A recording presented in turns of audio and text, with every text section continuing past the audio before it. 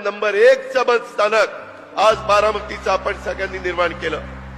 माझा सतत दृष्टिकोन हाच असतो, करायचं तर नंबर 1चं करायचं, नाहीतर त्याच्या भानगडीत पडायचं नाही।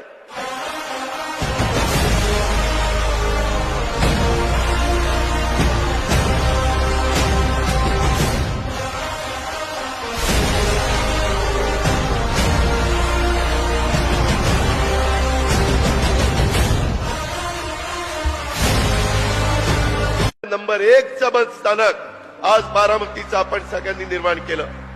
माझा सतत दृष्टिकोन हाच असतो, करायचं तर नंबर 1चं करायचं, नाहीतर त्याच्या भानगडीत पडायचं नाही।